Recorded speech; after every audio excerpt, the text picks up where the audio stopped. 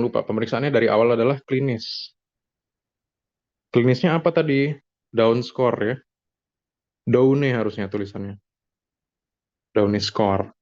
Kemudian lihat apakah dia termasuk ke tidak normal, ada gawat nafas, atau ada kemungkinan gagal nafas. Selanjutnya kita ronsen dada ya untuk pemeriksaan penunjangnya. Kenapa? Kita mau lihat apakah ada tanda-tanda baik itu infeksi atau aspirasi dan lain-lainnya. Kemudian analisis gas darah arteri. Ini yang kita biasa sebut dengan AKDA. Ya, oke. Apa tuh? Darah arteri diambil. Oke, darah arteri. Jadi ngambil dalam, bukan yang di vena ya. Kemudian dianalisis apakah pH-nya ada kelainan. Nah, ini abang nggak akan bahas sekarang, tapi intinya dia mau lihat apakah kondisinya asam atau basa. Ya, asam atau basa, kemudian sumbernya dari mana? Respirasi atau metabolik. Intinya nanti akan seperti itu. Biar terbukti nih, dia gara-gara yang mana nih? Rupanya dia asam darahnya. Darahnya asam dan respirasi, maka cocoklah namanya asidosis respiratorik akibat gagal nafas gitu loh. Intinya tuh seperti itu, tapi nggak akan abang jelaskan sekarang bagaimana melakukannya ya. Kemudian pemeriksaan darah tepi yang lengkap ya. Untuk melihat apa? Apakah ada tanda-tanda anemia, polisitemia, kemudian apa ada tanda sepsis. Anemia ini artinya HB turun. Kalau polisitemia artinya HB-nya meningkat. Kalau sepsis ini artinya ada tanda infeksi di darah ya. Kemudian pemeriksaan kadar glukosa. Ya, glukosa ini untuk melihat apakah anaknya hipoglikemi atau tidak. Karena anaknya hipoglikemi artinya di kekurangan gula. Kalau kekurangan gula artinya dia kekurangan energi. Kalau kekurangan energi maka dia akan kesulitan untuk bernafas. Rupanya ini ibunya ada kelainan metabolik ya. Kemudian kultur darah untuk lihat apakah ada sepsis atau pneumonia-nya. Nah, tata laksananya gimana? Kita lakukan stabilisasi ya. Stabilisasi itu artinya lakukan yang tadi, primary survey ya, yang ABC tadi. Abang ambil satu contohnya aja ya, misalnya dia eh, sindroma aspirasi mekonium yang tadi. Oke, artinya apa? Dia terhisap mekoniumnya sendiri yang masuk ke saluran napasnya. Kalau masuk ke saluran napas, maka dia terhalang. Oke, maka itu gangguannya di mana? Di A, B, atau C kira-kira tadi? Masih ingat nggak?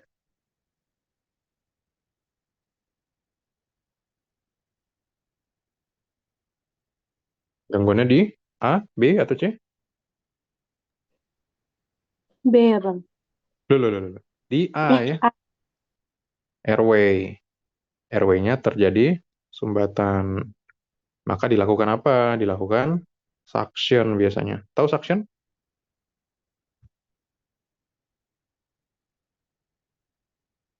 Suction itu artinya disedot. Ya. Kalau di rumah sakit pakai alat sedotan namanya suction itu jadi dihidupkan. Tapi kalau di daerah kadang-kadang bisa pakai sedotan malah. Atau pakai apa namanya itu ada balon. Nah, setelah itu kan jalan napas sudah bebas nih. Kalau jalan napas sudah bebas, maka anak sudah bisa bernapas. Jadi kita mau masukin oksigen sebanyak apapun dari hidungnya, kalau misalnya jalan napasnya itu tidak terbuka, ya mau gimana? Dia akan begitu-begitu aja gitu loh ya. Oke, kemudian nanti tanganilah penyebab gawat napasnya apa ya. Nanti tergantung kasusnya apa. Kita hindari pemaparan oksigen yang tidak perlu. Jadi nanti biasanya kita periksa saturasi juga. Kalau saturasinya masih 98, 99, ngapain dikasih ini oksigen ya? Kemudian berikan antibiotik sampai kemungkinan sepsis dapat disingkirkan. Jadi ini antibiotiknya diberikan secara eh, empirik ya.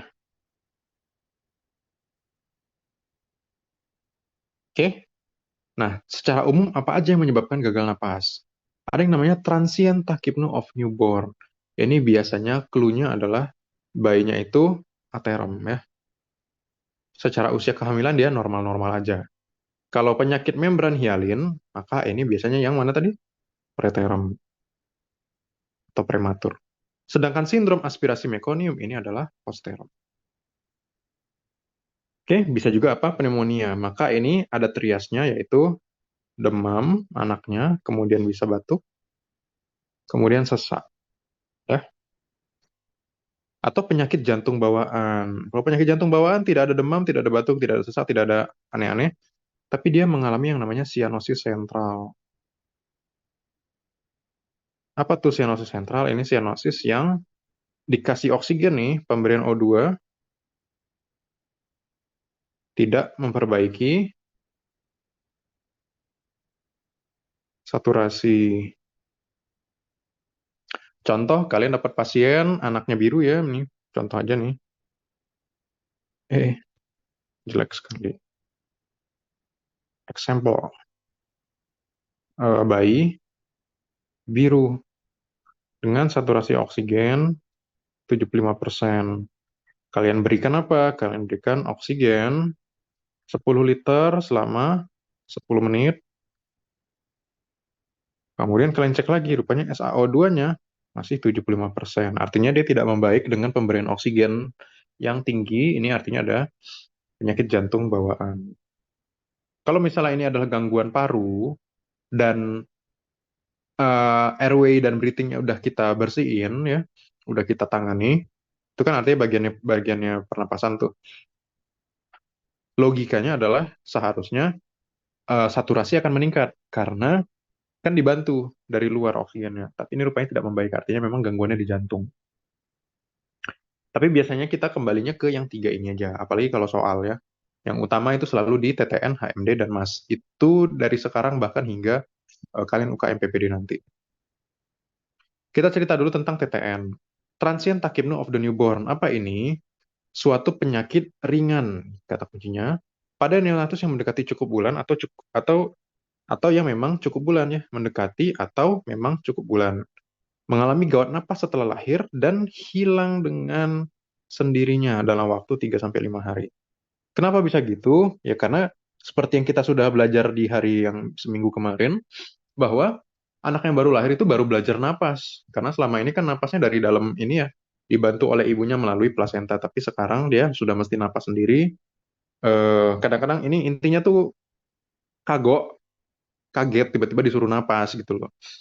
Tapi perlahan dia akan beradaptasi. Jadi intinya ini adalah kaget disuruh napas. Kaget disuruh nafas, yang ujung-ujungnya adalah dia adaptasi. Makanya dalam waktu 3 sampai 5 hari dia akan membaik.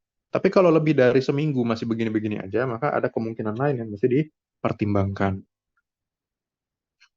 Oke, jelas ya? Faktor risikonya apa? Pasiennya itu bedah sesar, ya, atau yang biasa kita namakan sebagai SC elektif. Apa tuh SC elektif? SC yang non-emergensi, biasanya pilih tanggal. Kalian pernah dengar gini kan? Dok, saya mau anak saya itu lahir di tanggal 22 bulan 2 2022. Nah, biar cantik gitu kan. Tapi sebenarnya itu tanggal dia belum ada kontraksi atau bahkan belum waktunya gitu kan. Tapi biasanya dia sudah aterem, hanya saja anaknya belum ada kontraksi nih ibunya. Nah, yang gini-gini kita ingat lagi di pelajaran kemarin bahwa anak itu harus mengalami peremasan di dadanya supaya dia bisa terstimulus untuk mulai bernapas. Nah, kalau misalnya bedah sesar sebelum ada kontraksi, maka kemungkinan ini bisa menurun dan anaknya jadi kaget ketika lahir langsung bernapas. Kemudian makrosomia. Makrosomia ini artinya berat badan lahir itu kalau nggak salah bang di atas 4.000 ya, 4.000 miligram atau 4 kilo. Nah, bayi-bayi yang lahir tuh gendut, gendut banget, maka dia beban untuk memberikan oksigen ke seluruh tubuhnya juga lebih besar. Maka dia akan mengalami kekagukan yang lebih dibandingkan yang orang atau bayi yang tidak gendut. Kemudian partus lama, kelamaan dia di dalam ya. Eh, jadi misalnya dia dalam waktu, misalnya kala kala duanya harusnya 2 jam, dia nggak lahir-lahir nih 3 jam.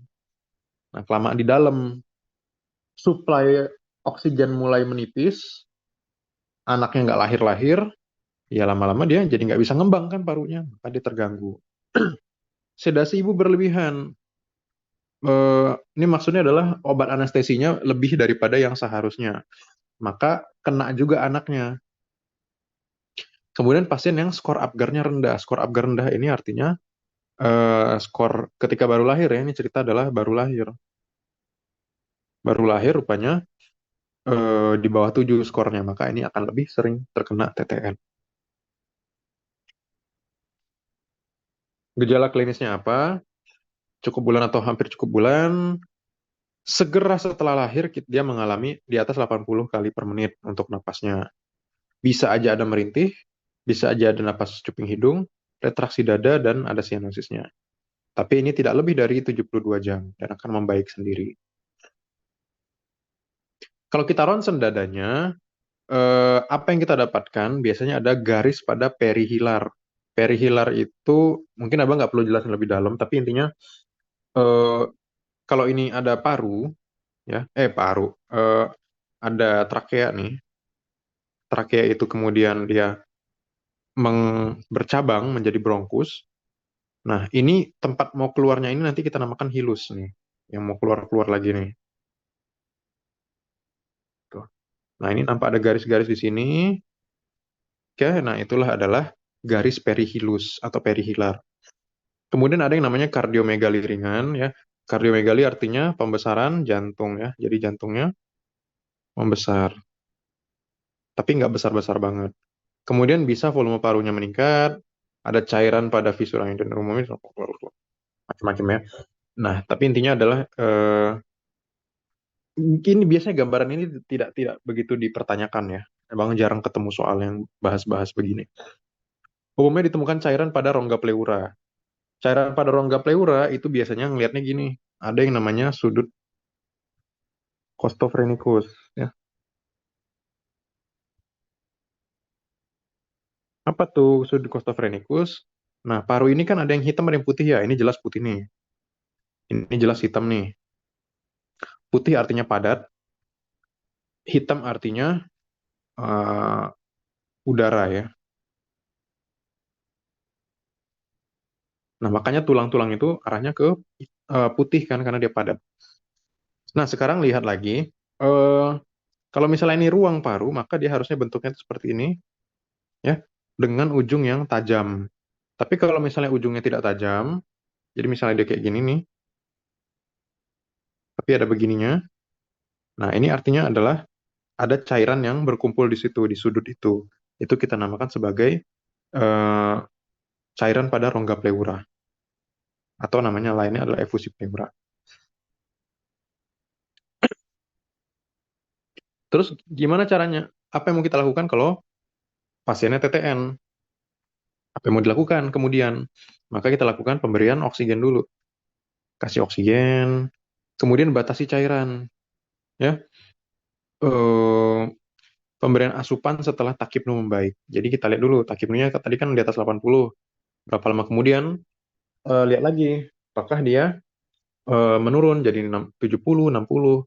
Kalau ada perbaikan, maka diberikan asupannya. Oke, bagaimana cara menegakkan diagnosisnya? Dengan menyisihkan. Ini kata kuncinya.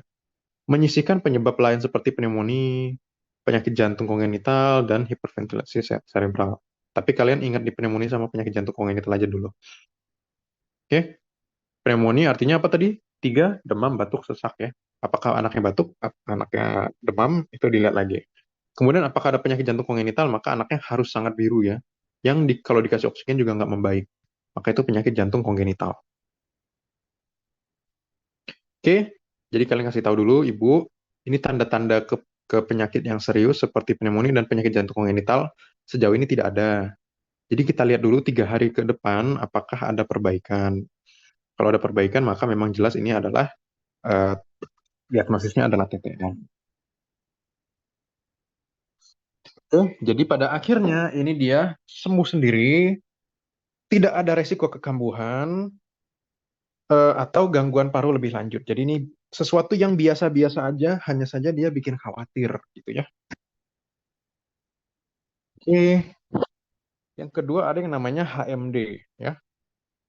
Hyaline membran disease atau penyakit membran hialin. Apa tuh? Intinya adalah HMD itu adalah kekurangan surfaktan.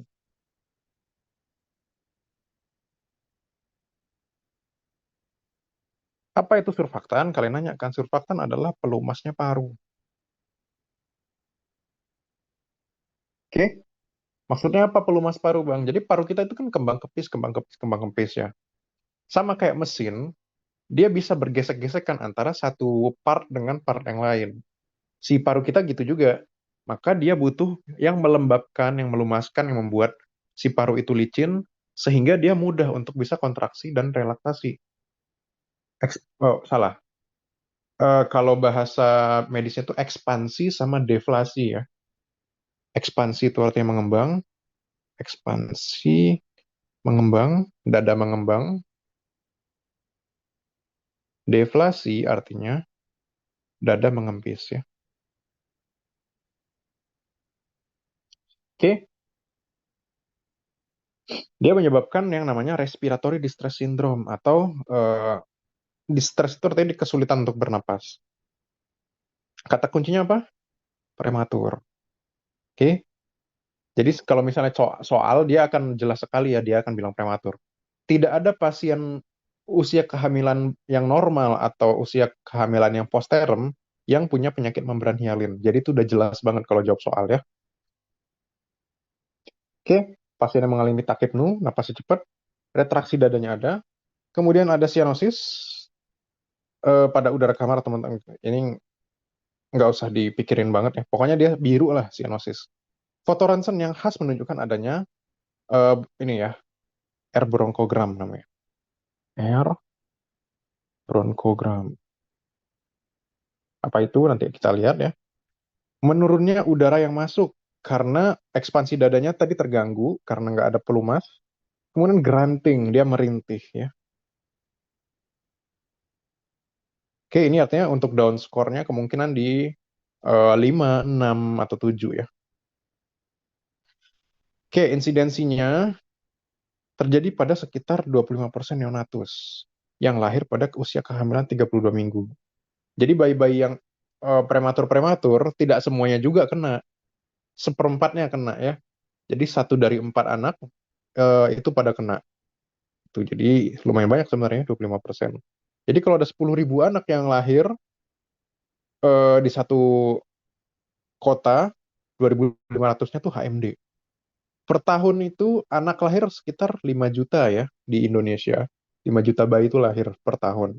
Artinya dari 5 juta itu 1.250.000-nya kalau misalnya dia ini prematur itu mengalami HMD ya. Oke, penyakit membran hialin. Faktor risikonya apa aja? Prematur udah jelas. Yang laki-laki lebih rentan. Kemudian neonatus dari ibu dengan yang ada diabetesnya. Oke, penyakit membran hialin itu faktor risikonya yang tadi ya. Risiko berkurang apabila ada stres intrauterin kronis. Jadi ada ketuban pecah dini dalam waktu lama, hipertensi ibunya, atau pertumbuhan janin terhambat atau PJT tadi ya. Oke, atau dia ada kortikosteroid prenatal. Pemeriksaannya apa aja? Pertama adalah pemeriksaan gas darah juga kayak tadi ya. Ada nggak hipoksianya, apakah ada asidosisnya, atau darahnya yang asam tadi, seperti yang Abang bilang. Kemudian gambaran darah lengkapnya gimana dan biarkan darahnya. Eh, untuk melihat adanya apa? Infeksi. Artinya apa? Dia mau menyingkirkan pneumonia. Kemudian biasanya kalau kita periksa kadar glukosa darahnya rendah, ya menurun nih. Oke, penyakit membran hialin. Kita lihat di sini ada yang namanya GG appearance ya, ground glass appearance.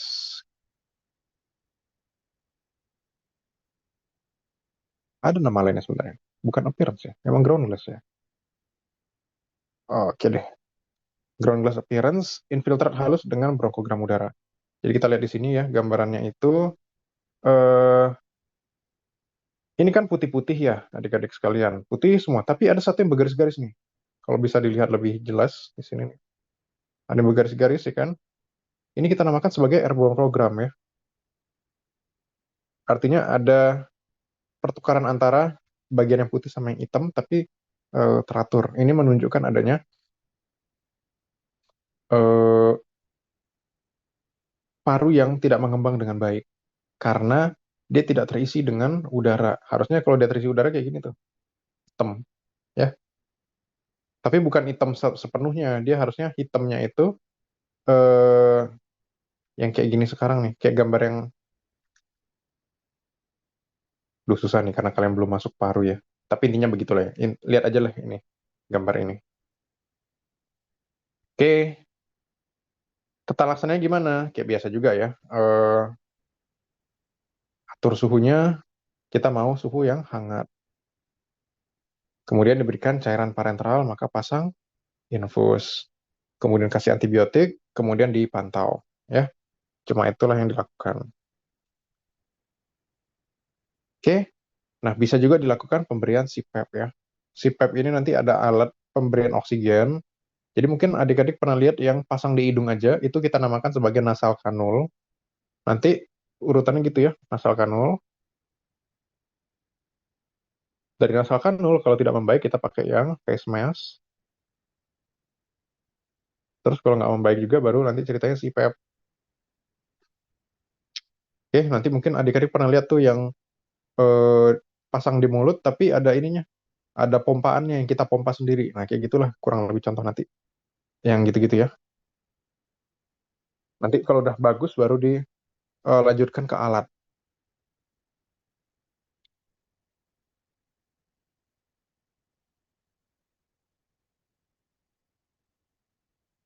Nah, tapi rupanya ketika kita udah pakai CPAP nih, yang paling tinggi, rupanya pH-nya masih asam, gitu loh. Maka ini intinya, abang nggak menjelaskan satu-satu ya, tapi intinya ini dia asidosis nih. Asidosis respirasi, respiratorik namanya. Artinya apa tuh? Darahnya asam akibat gagal napas atau gangguan nafas ya. Lebih cocok gangguan sih. Gangguan ya. Kalau gitu ceritanya, maka ini kita perlu melakukan tindakan lebih lanjut. Apa tuh? Yaitu intubasi endotrakeal ya. Pasang intubasi, pasang selang dari mulut sampai ke parunya. Ditambahkan dengan ventilator ya. Karena pasien sudah mengalami yang namanya gawat gagal nafas di situ.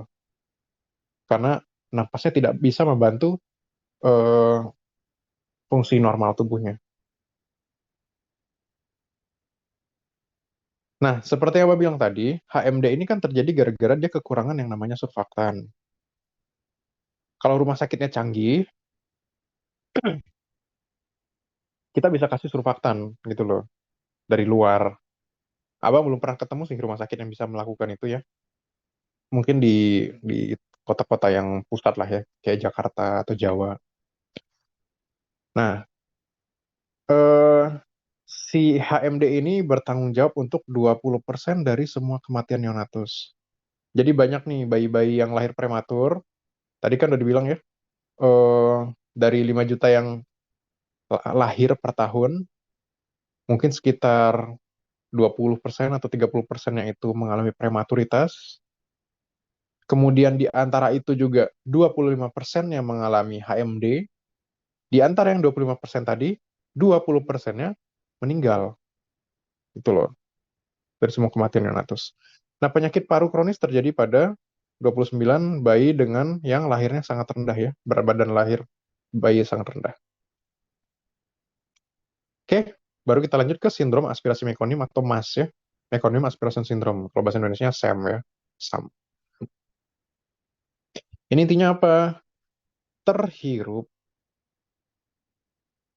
mekonium masuk ke jalan nafas. Dah intinya itu aja. Maka pasiennya jadi gangguan nafas gitu.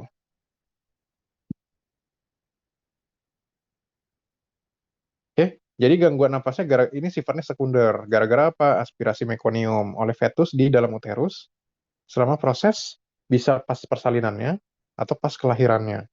Tapi kata kuncinya apa? Pasiennya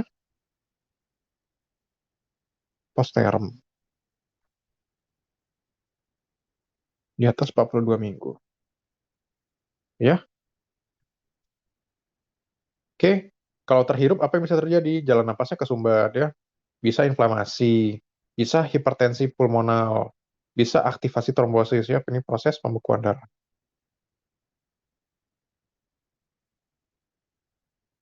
Tapi inti yang kita utamakan yang ini dulu, sumbatan jalan napas ya. Kenapa bisa terjadi seperti ini? Kata kuncinya yang mesti adik-adik ingat satu ini aja. Lebih bulan. Sisanya nggak usah dipikirin sekali ya. Karena ini clue-nya sudah jelas sekali yang ini. Ya. Hipertensi martenal, janin jantung janin abnormal, ini segala macam. Iya, sebagai informasi tambahan aja. Tapi intinya bayinya lahirnya lebih bulan. Nah, sindrom aspirasi mekonium ini ada percampuran antara air ketuban yang sama mekonium ini nyampur. Air ketuban harusnya warna apa, Dek? Tahu nggak?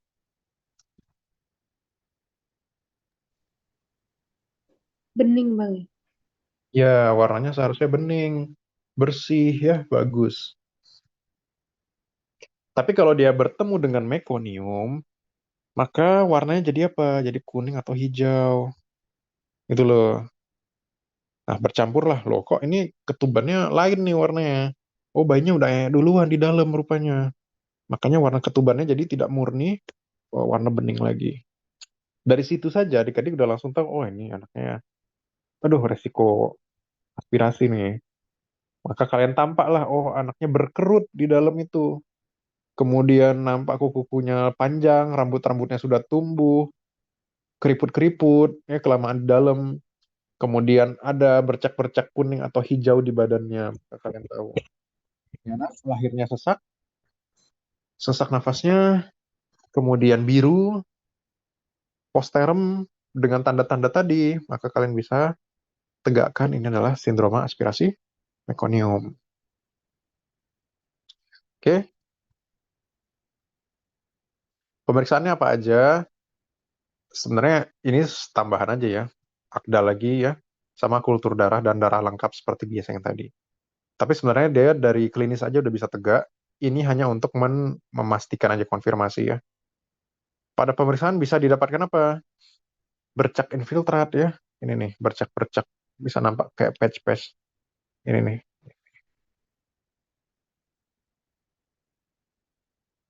Oke, garisnya kasar pada kedua bidang paru, hiperinflasi antar posterior dan refleksional lebih datar. Nah, ini abang nggak akan jelaskan sekarang ya, maksudnya apa. Tapi intinya, eh, diafragma kita itu harusnya melengkung seperti ini. Kalau diafragma datar, artinya dia akan seperti ini. Ini bagian ini diafragmanya nih, kayak gitu. Harusnya dia lebih melengkung lagi kayak gini. Ya,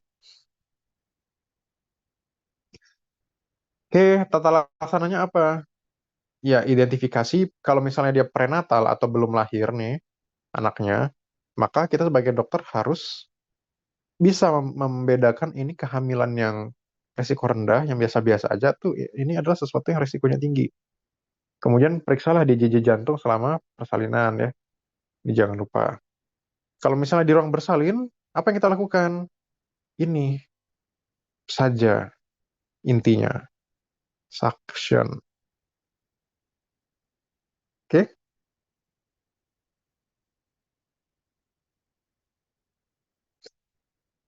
Oke. Jadi apa yang kita lakukan lagi ya secara umum, kosongkan isi lambung, menghindari aspirasi lebih lanjut ya.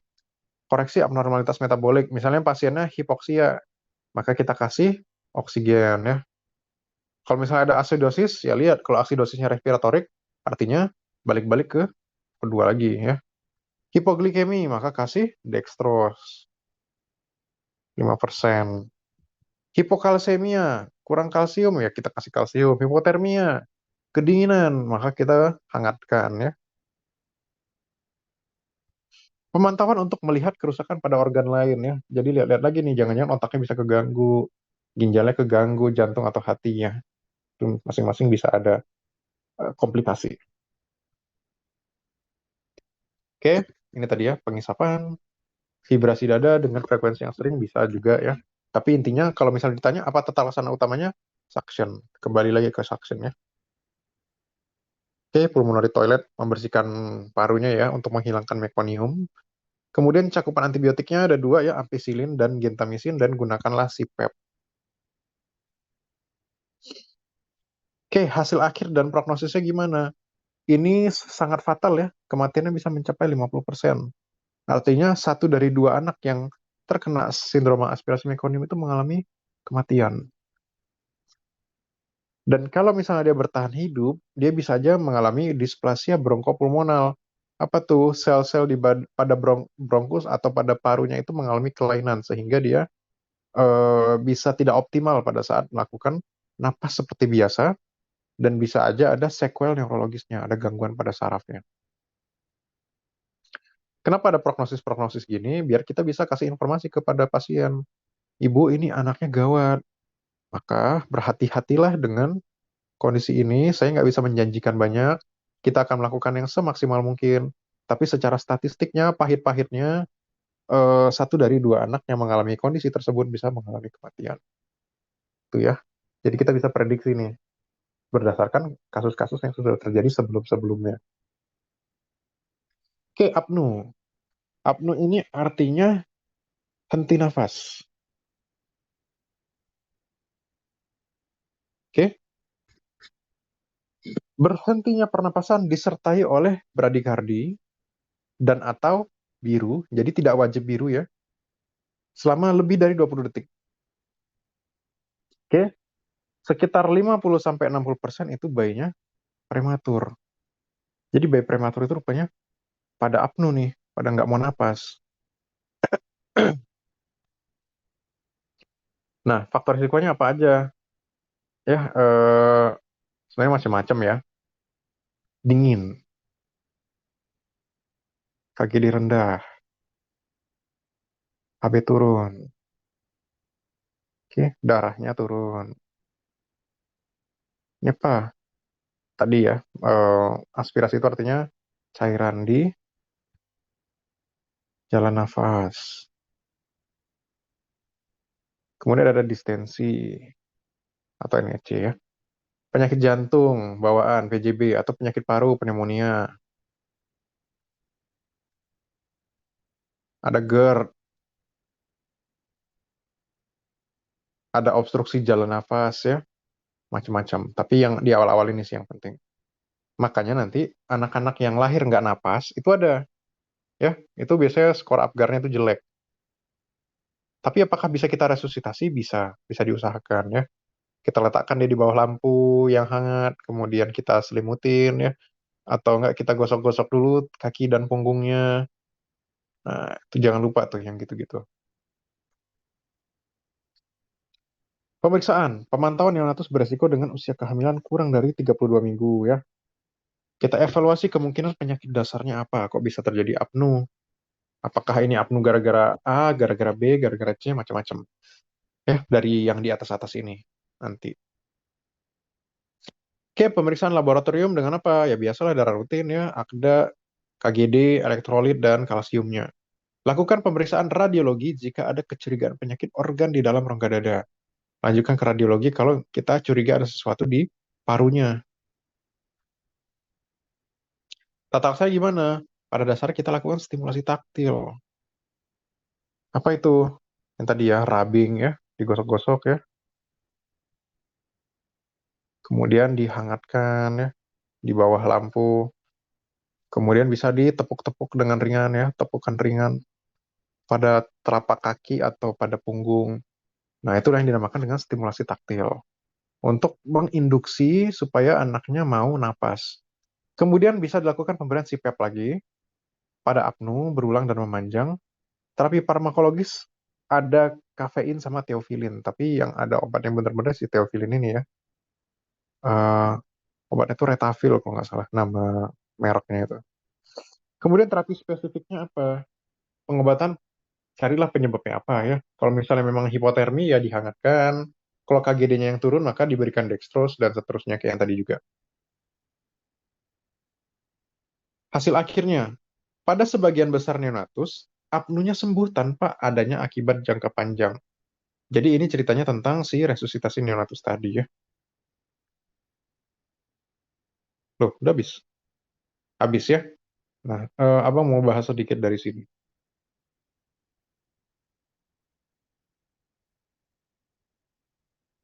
Pediatri.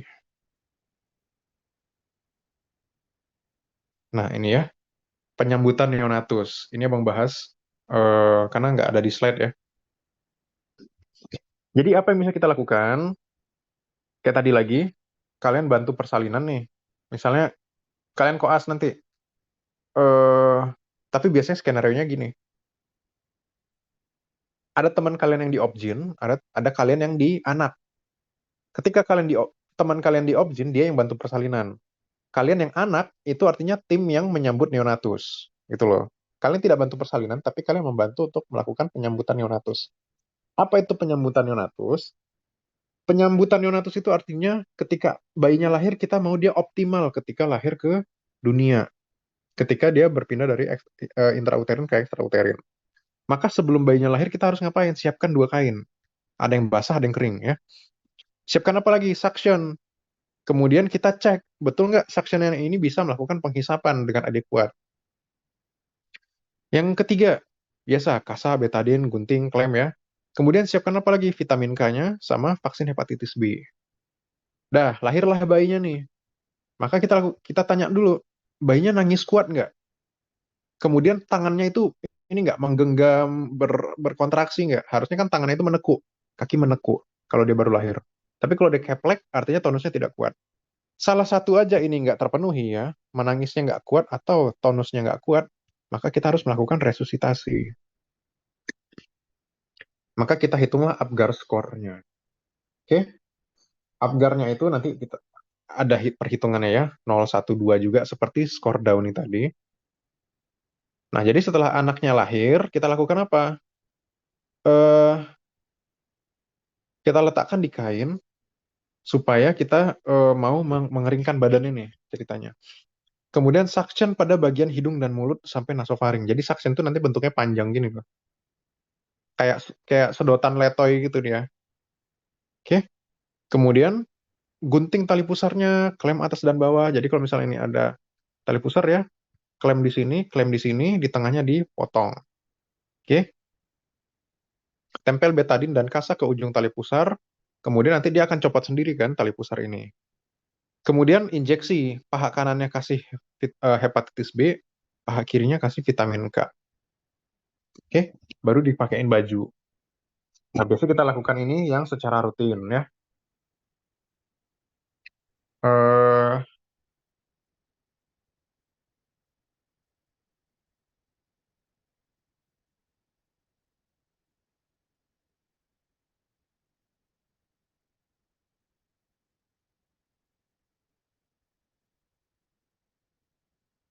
ya,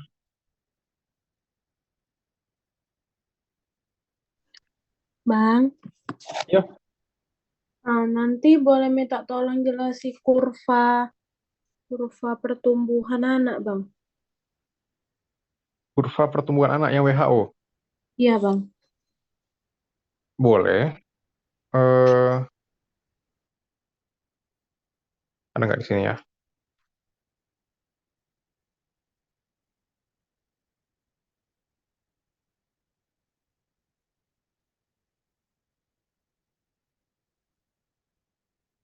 Hmm,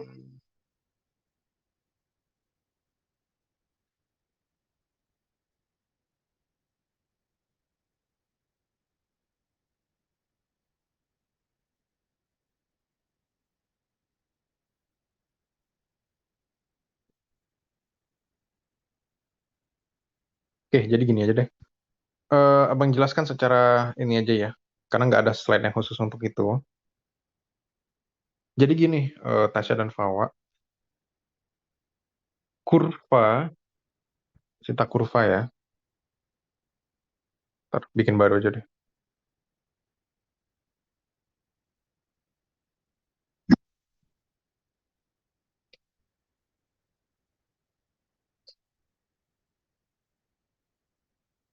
Apa ada ya? Ntar ya, ntar.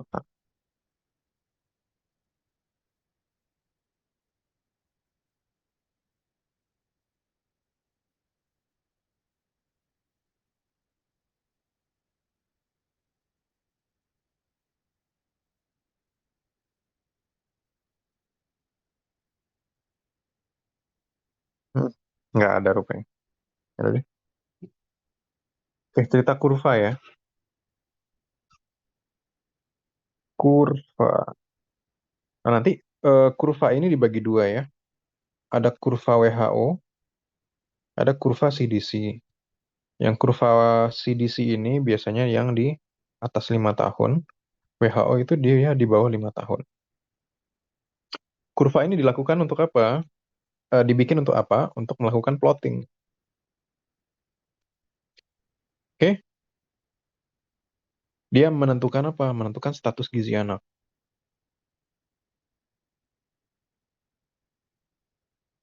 Itu dulu.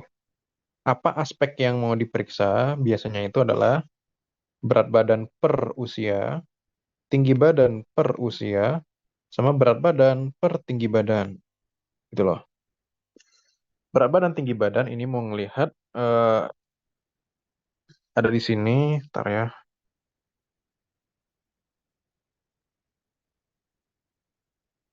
Nih, status gizi. Berat badan per usia untuk melihat apakah ada wasting, tinggi badan per usia untuk melihat apakah ada stunting.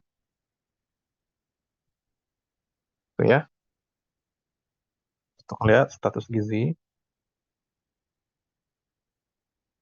Ini untuk melihat apakah ada stunting. Ini untuk melihat apakah ada wasting. Gitu ya. Kemudian untuk melakukan apa lagi? Monitoring,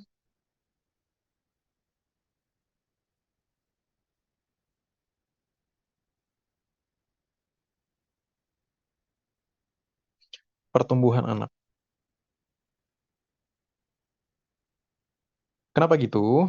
Nanti kan kita lihat, dia kan hitungannya kan dilakukan 1 bulan sekali nih. Semua diperiksa nih, berat badan per usia, tinggi badan per usia, berat badan per tinggi badan. Nah, kemudian kita mau lihat setiap bulannya itu apakah dia mengalami peningkatan atau penurunan gitu loh. Nah, untuk melihat itu maka kita melihat ada zonanya kan, +1 SD,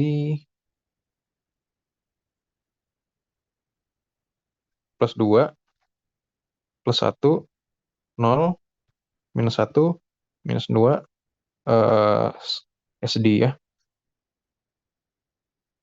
Nah, untuk itu Abang mesti mencari contoh kurvanya sebentar ya.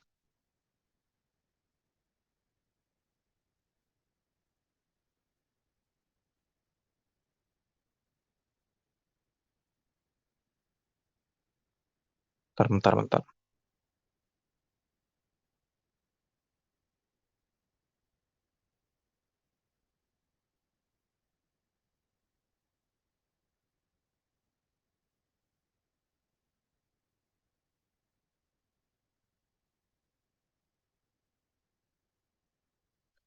Nah, kurvanya itu seperti ini. Biasanya dia dalam bentuk buku ya. Maka kita mesti pertama ngecek dulu, dia laki-laki atau perempuan, karena akan berbeda. Yang kedua, setelah laki-laki atau perempuan, usianya berapa? Oke, nah di sini bisa dilihat ya. Ini Bang copy bisa nggak nih? Oh bisa. Oke, jadi pertama kita lihat dulu ketika mau lakukan plotting adalah ini ya. Oke, jenis kelamin. Kemudian di sini usianya berapa. Kemudian ini weight for age, artinya weight ini kan berat badan. Maka ini adalah berat badan per usia. Nah, kalau ini semua udah dicukupi, udah terpenuhi nih, maka baru bisa kita lakukan plotting. Katakanlah dia adalah seorang anak laki-laki usia 1 tahun, 2 bulan. Maka dari usianya kita bisa lihat di sini dia. Betul ya? 1 tahun 2 bulan. Nah, kalau 1 tahun 2 bulan, kita lihat lagi di sini. Garisnya adalah yang ini nih. Tuh ya. Di sini adik-adik bisa lihat, oh ini plus, nggak ada satu ya, maka 0, -2, -3 di sini. Oke, selagi dia masih di antara 2 ke 2, 2 ke -2, maka ini masih, ini normal, gitu ya. Kalau misalnya dia di bawah ini, maka dia underweight. Kalau di sini maka dia overweight, gitu. Nah, sekarang kita lihat, ini kan 1 tahun 2 bulan nih. Kalau misalnya dia berat badannya di sini nih, ini kan 13 nih, agak jelek nih tulisannya ya, kurang kurang nampak. Ini 13, ini 12 nih. Oh, salah.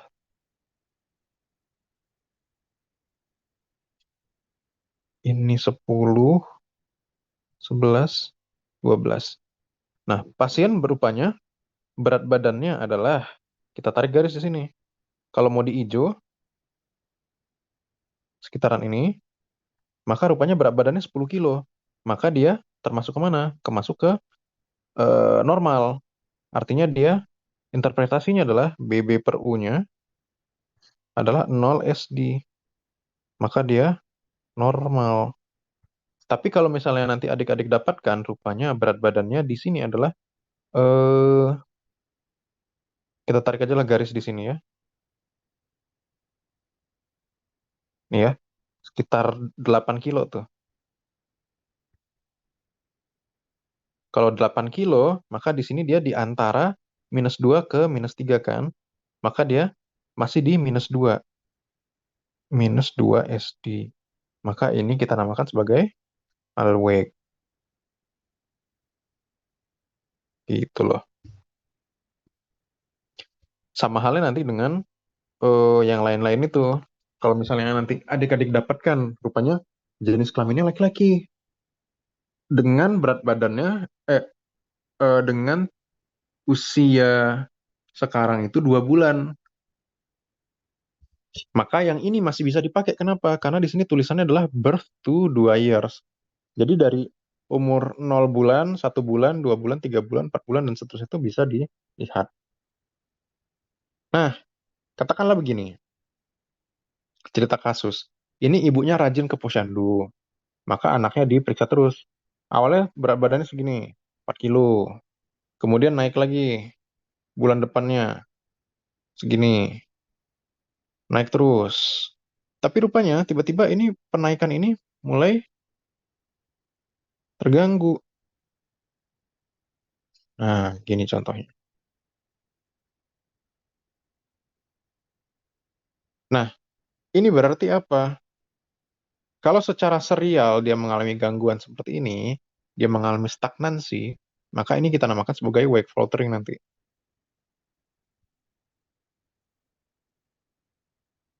Oke, jadi bukan underwake lagi. Ini berubah nama menjadi wake faltering. Faltering itu artinya gamang dia. Nggak, tidak mengalami penaikan secara berbulan-bulan gitu loh. Oke, ini contoh cara melakukan pembacaan kurva. Segini aja cukup atau ada yang mau ditanya mungkin?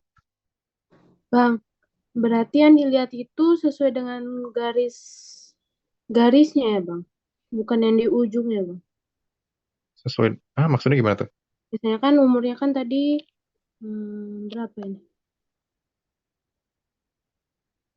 2 tahun itu ya, Bang? Ini dari Berarti yang, 0 sampai 2 tahun. Heeh. berarti yang ditengok yang garis yang abang garisin merah ini, Bang, ya, bukan yang garis ujung, Bang, yang dekat angka 320, -2, -3. Oke, gini deh. Kita cari gambar yang lebih jelas dulu, biar bisa latihan ya. Bentar ya. Hmm,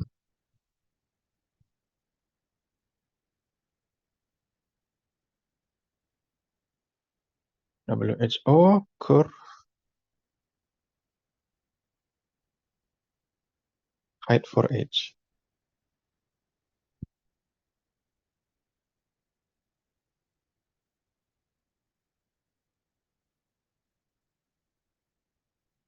Bentar ya, gambarnya nggak ada yang ini.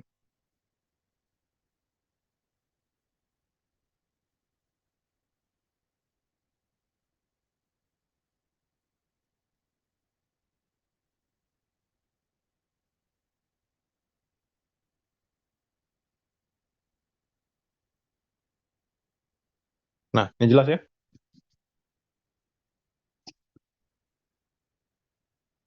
Oke, abang tambah satu halaman di sini di bawah ya.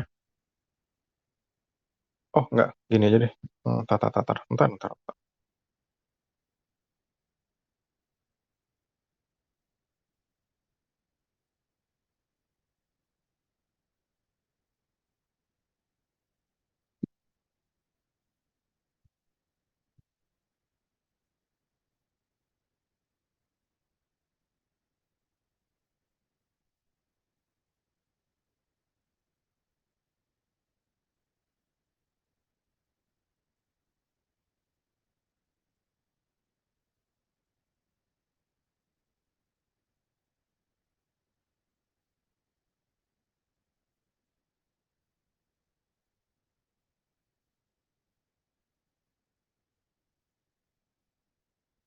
Nah, udah jelas gambarnya ya. Nah, ini ceritanya adalah laki-laki usia 0 sampai 2 tahun. Ceritanya adalah length for age, maka ini adalah tinggi badan per usia. Untuk ngecek apa? Stunting nggak? Oke, biasanya stunting itu dia yang di bawah -2 kalau abang nggak salah. Coba kita cek bentar ya, abang lupa-lupa juga soal.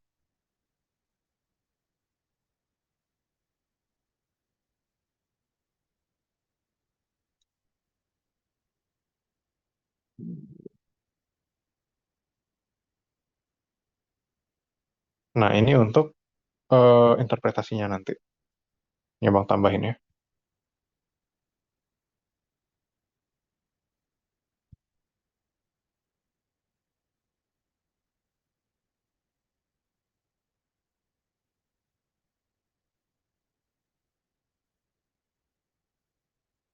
Nih, jadi kalau misalnya nanti kita ceritanya, ini kan abang kasih kurvanya itu di tinggi badan per usia. Maka carilah tinggi badan per usia. Tinggi badan per usia itu adalah bagian yang ini. Oke, dia mulai stunting ketika dia di -2, kemudian stunting berat di -3. Jelas ya? Sisanya tidak ada interpretasi. Jelas?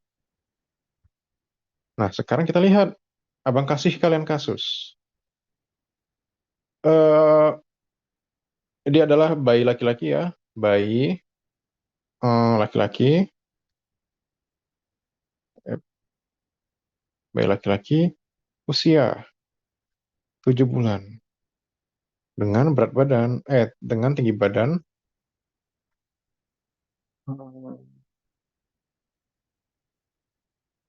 69 cm. Pertanyaan pertama, standar deviasinya berapa? Kedua, interpretasinya apa? Coba.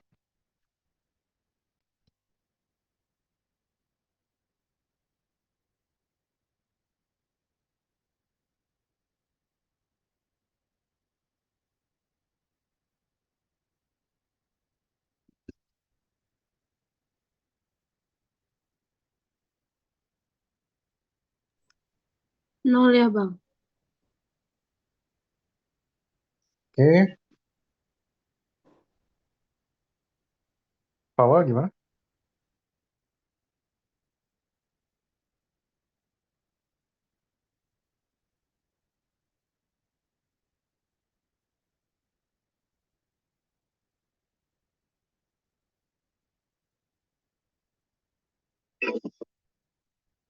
Oke, kita lihat usianya 7 bulan. Carilah 7 bulan. 69 cm, jadi 69 ya. Ini 65. Ini artinya 66, 67, 68, sini 69. Dapatkan di sini ya. Tarik garisnya. 7, udah. 69 di sini. Oke. Di mana dia?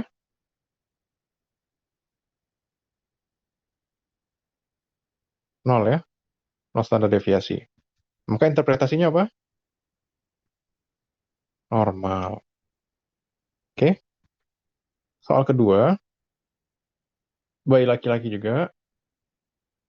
Usia eh, berapa ya kita bikin? Hmm, 22 bulan dengan tinggi badannya adalah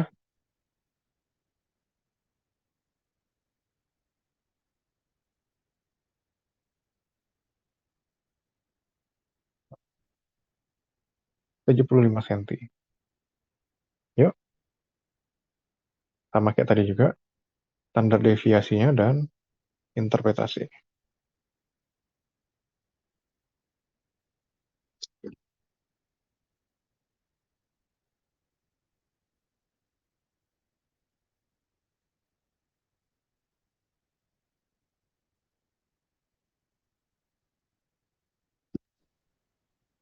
-3 ya, Bang. Minus 3. Berarti dia underweight. Nah, tadi minus 3 ya. Lihat lagi di sini. Yang mana? Stunting berat ya, Bang? Ya, jadi kita buktikan ya. Tadi usianya 22 bulan. Artinya 1 tahun 10 bulan. Maka dia di sini. Oke. Kemudian dia tinggi badannya 75 cm. Carilah 75. 75 adalah di sini. Tarik garisnya.